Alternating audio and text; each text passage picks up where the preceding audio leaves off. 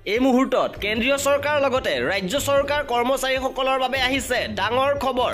সন্মুখত নিৰ্বাচন, আগন্তুক নতুন বছৰত নতুন বাজেটত চৰকাৰী কৰ্মচাৰী পেঞ্চনাৰৰ ডিএ আৰু ডিআৰ বৃদ্ধি সন্দৰ্ভত ডাঙৰ খবৰ। সবিশেষ জানিবৰ বাবে ভিডিঅ'টো প্ৰথমৰ পৰা শেষলৈকে চাই থাকিব। উল্লেখযোগ্য যে সংবাদ মাধ্যমৰ প্ৰতিবেদন অনুসৰি নতুন বছৰত কৰ্মচাৰীৰ ডিএৰনেছ এলাৱেন্স অথবা মৰুগীয়া বানচ ডিএ আৰু পেঞ্চনাৰৰ ডিএৰনেছ ৰিলিফ বা ডিআৰ বৃদ্ধি হ'ব।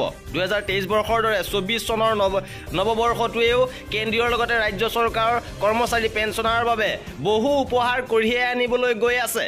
সংবাদ মাধ্যমৰ প্ৰতিবেদন অনুসৰি নতুন বছৰত কৰ্মচাৰীৰ ডিএৰনেছ এলাৱেন্স অথবা মৰুগীয়া বানচ ডিএ আৰু পেঞ্চনাৰৰ ডিএৰনেছ ৰিলিফ বা ডিআৰ বৃদ্ধি পাব পাৰে। ডিএ আৰু ডিআৰ পুনৰ 4% পৰ্যন্ত বৃদ্ধি হ'ব বুলি অনুমান কৰা হৈছে। ইয়াৰ ফলত দৰমহা আৰু পেঞ্চন যথেষ্ট বৃদ্ধি পাব।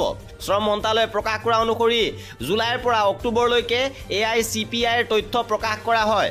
নৱেম্বৰ আৰু ডিচেম্বৰৰ তথ্য এতিয়াও আহিব পৰা নাই। তেতিয়াহে গম পোৱা যাব যে নতুন বছৰত ডিএ কিমান বৃদ্ধি পাব পাৰে।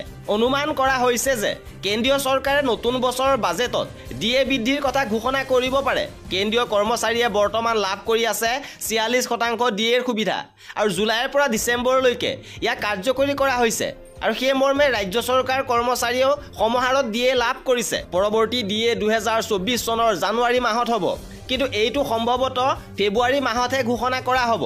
AICPI সূচকাংকৰ তথ্যৰ ভিত্তিত জানুৱাৰী আৰু জুলাই মাহত কৰ্মচাৰী পেঞ্চনাৰৰ ডিএ আৰু ডিআৰ সংশোধন কৰা হয়। জানুৱাৰী আৰু জুলাই মাহত দুটা পৰ্যায়ত কেন্দ্ৰীয় চৰকাৰৰ লগতে ৰাজ্য চৰকাৰ কৰ্মচাৰীৰ ডিএ মুঠ 8% বৃদ্ধি কৰা হৈছে। এতিয়া 2024 চনৰ পৰৱৰ্তী ডিএ আকৌ সংশোধন কৰা হ'ব। নতুন বছৰত ডিএ 50% হ'ব পাৰে বুলি অনুমান কৰা হৈছে আৰু 30 নৱেম্বৰত শ্ৰম মন্ত্ৰালয়ে অক্টোবৰৰ AICPI সূচকাংক প্ৰকাশ কৰে।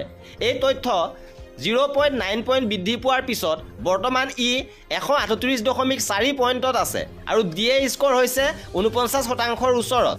আৰু ইয়াৰ পৰা অনুমান কৰা হৈছে যে নতুন বছৰত ডিএ 4% বা 5% বৃদ্ধি পাব পাৰে।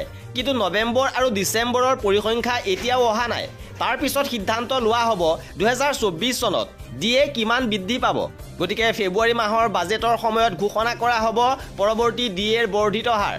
অহা বছৰ লোকসভা নিৰ্বাচন আৰু তাৰ আগতে চৰকাৰে এটা ডাঙৰ সিদ্ধান্ত ল'ব পাৰে বুলি আশা কৰা হৈছে। আৰু এনেধৰণৰ খা খবৰৰ বাবে চেনেলটো অনুগ্ৰহ কৰি ছাবস্ক্ৰাইব কৰি ৰাখিব। ভিডিঅ'টো শেষলৈকে চোৱাৰ বাবে বহুত বহুত ধন্যবাদ।